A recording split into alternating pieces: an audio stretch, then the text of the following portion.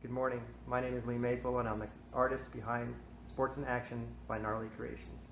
I decided to do a set of videos documenting from start to finish my next wood sculpture.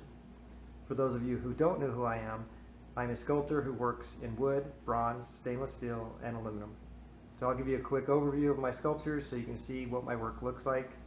My goal for each of my pieces is to basically take a snapshot of each sport in action. So here we go. This piece is called Dedication, and it's in tribute to a physique builder named Greg Plitt, who is no longer with us due to a tragic accident. The guy inspired me immensely. He was a physique builder. He was super dedicated to sculpting his body. He was a motivational speaker. So I created this out of my respect for him. It's made out of cherry wood, and I took it to a wood sculpting show, and I actually took first place, best of expert, best of realistic, best of show, and people's choice. It's one of my favorite pieces. Yeah, so anyways, the next piece here is one of my first pieces that I actually took best of show in as well. This is my surfer, which is made out of a basswood, and it's 27 pieces of wood glued together. But it really, I think captures the sport in action. So moving on to another wood piece. This is my swimmer. It's kind of in dedication to, I guess, what I was never able to really achieve as a swimmer, the butterfly stroke. So this one is titled "Only the Strong Can Fly." So anyways, this one is also made out of cherry wood. But a lot of intricate detail, especially with the, with all the holes and stuff like that in the water, and we'll move on to some of my bronzes. This one is entitled "Busting Through a Smoker," and for those of you who don't kayak, what a smoker is basically a smoker is a difficult section of white water. This took several iterations of the water, trying to get the water and the kayaker to look like it was in action. And this is an opaque patina. It's still bronze underneath. The stone down here is called Ubatuba. But yeah, this is another one of my favorite pieces as well.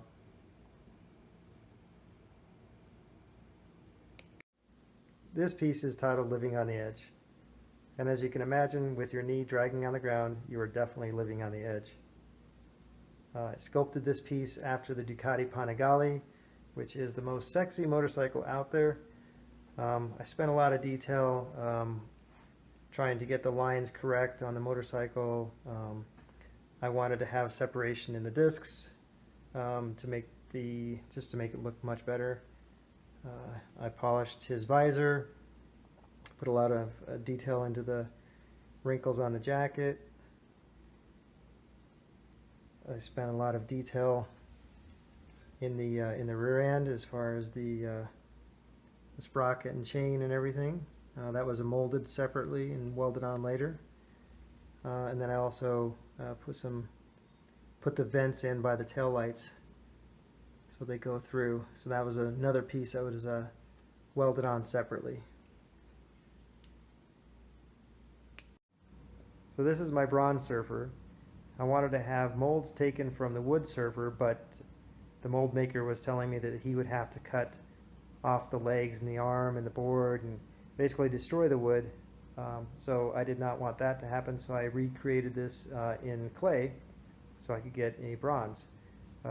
Which actually kind of worked out because I was able to change up a few things here and there as far as like the water pattern and the position of his feet on the board. So it actually came out a little bit better than the wood piece.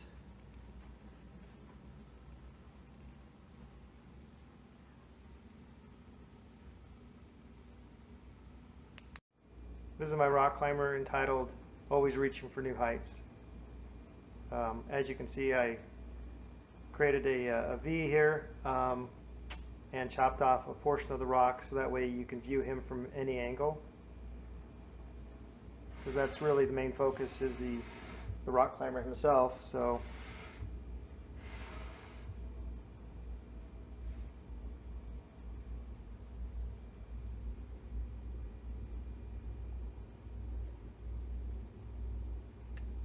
anyways, that's a quick overview of my sculptures. Let's go ahead and get started.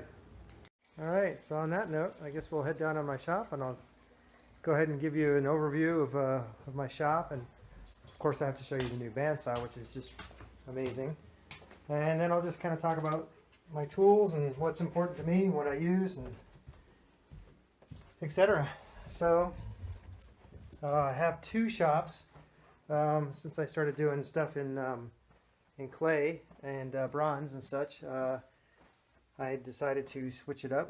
So I have a clean room and a dirty room. So this is my dirty room for my wood and grinding and such, and then this is my clean room, which is for my sculpting, which I try to keep all the dust and everything out and stuff. So so this guy is like probably really important to me, mainly because, you know, when you're doing the human figure, you really have to know the human anatomy and keep your proportions correct, and so this just helps in keeping the proportions correct and knowing what's under the skin, and like, why is there a lump, like here, that's because of the pelvis, and where the collarbone sits, and just all kinds of stuff like that. So he's a very useful tool for me. And so this is my shop, and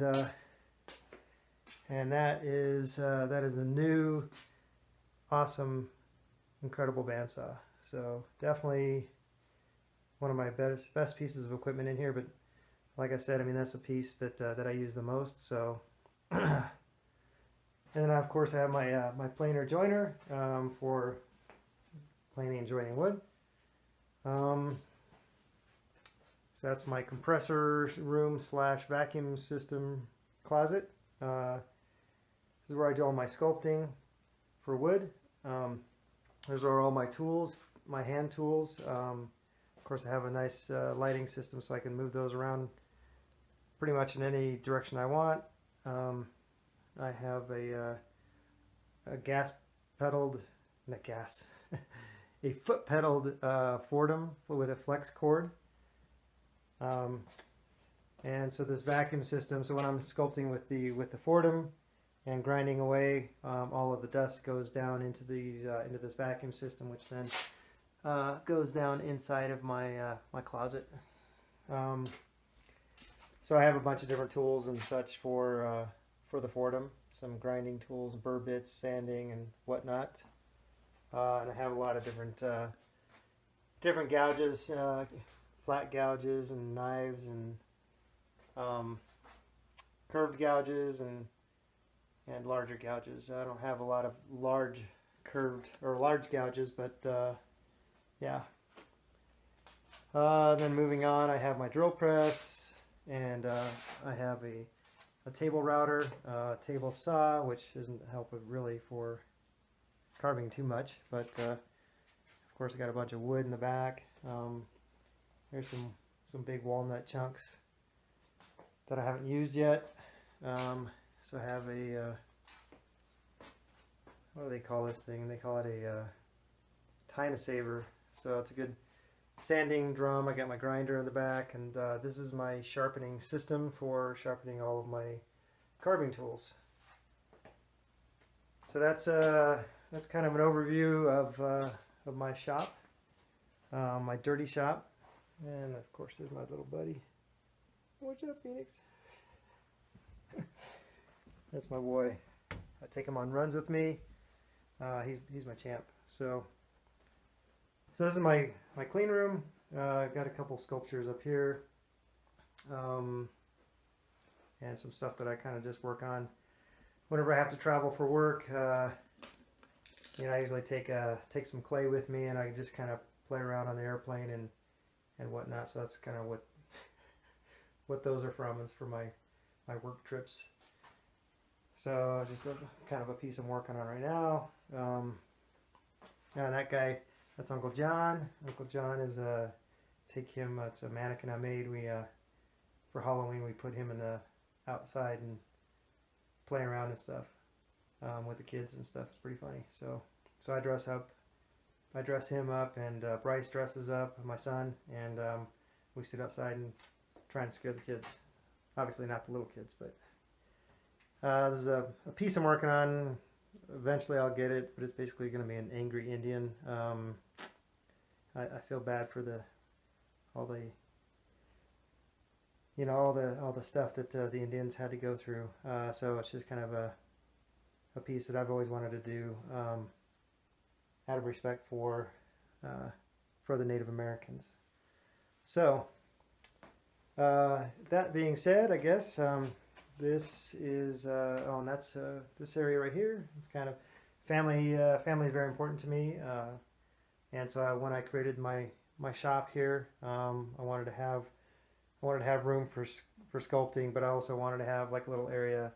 One is for my dog, and two is for my son and my daughter and my wife, so they can sit down in here and they can join me while I'm sculpted away. So moving on to my sculpture that I'm going to be working on. A lot of my sculptures have always been just men, and that's kind of like what people see, like whenever it comes to sports and etc., is male figures in sports. But the women are amazing. They have amazing bodies, and they're amazing athletes. And so I wanted to do a piece from some strong women athletes. And since I love the physical body, I thought what would be best is to do a volleyball player. So this is kind of what I was envisioning. So one knee is going to be on the ground. That'll be my connection point to the base, and then the rest of the body will kind of be floating in the air. So one knee will be down like this, but I also wanted to have the body twisted a little bit. So I'm going to have the body twisted like this. That way you can see the belly, and you can also see the back and and her face pretty well. So it should be pretty good. I definitely want to have a ponytail. I think that's really cute. I want to have the volleyball up against the hands, but I also want to have it pressed in a little bit, kind of like this picture shows, where you can see that the ball is deformed because she's hitting it. I like all the muscle tone that all these women have. They look very athletic. So the piece, I guess for the sand, what I'm going to do is I'm going to use a lighter wood, a basswood. Doesn't have very distinct grain. And then for the volleyball player, I'm going to use cherry wood, just because it's a darker wood, and it'll be a nice contrast between the sand and the volleyball player. So, excuse me, Phoenix. So this is the piece of wood that I purchased for the volleyball player. It's about 10 feet long, about 11 inches wide, and 2.5 inches thick. So obviously I'm going to have to cut this and glue it together to get a piece large enough for what I'm looking for. Unfortunately, if you really want large pieces, I mean, you can get large pieces, but what it takes is that the large pieces have to dry properly, and for them to dry, each inch in diameter takes about 1 year to dry. So a piece like this, if it's you wax the ends and etc., basically to keep the moisture from drying out the ends, and it has to dry out through the sides. So this is basically, I think 10 or 11 inches wide, square. So this piece probably took about 12 years to dry. So, since that's not really an option anymore, we have the option of basically taking a piece like this and getting it flat, cutting it, and joining the pieces and gluing them together and making a bigger piece out of a piece like this. So this piece is basically cut and sawn at a wood shop, and then what they do is they throw it through a kiln, and then the kiln dries the wood, and they can dry it, I think, about 6 inches thick without the wood cracking or splitting too bad. Anything larger than that, then the wood dries too fast on the outside, and the inside doesn't dry, and so then you get splitting and cracking. So this is the option. This is what we're going to do. We're going to use this piece. So the first thing I'm going to do, and I forgot to mention, so this is what I'm looking at. This is my tape measure that I keep on my table. So basically, I'm going to make this sculpture. I got a tape measure out here, I believe. So I'm going to make it about 30 inches long. So that's about how big my volleyball player will be when she's done. So just to give you an idea. And so the first thing I want to do is I just want to make sure that I get everything correct as far as proportions and kind of the shape, because working in wood is a little bit different than working in clay, in the fact that if you make a mistake, it's very hard to fix. In clay, it's easy. You just add on a piece of clay and resculpt it, and so I'm going to go ahead and make a clay version of the volleyball player, and once I have, and it's not going to be detailed, it'll just be a rough idea, just so I can get, like I said, I want to have her tipped at an angle. I want to have this knee down, but I kind of want to have it, maybe her reached out a little bit more. And so once I have the clay version done, and then I can figure out how big my pieces of wood need to be, and then I'll go ahead and start cutting my wood, and then I'll draw on the wood and bandsaw it out, and then go ahead and start sculpting from there. So that's kind of what I'm going to start on today. Okay, so I hope that wasn't too long. Hopefully it's good information for you all.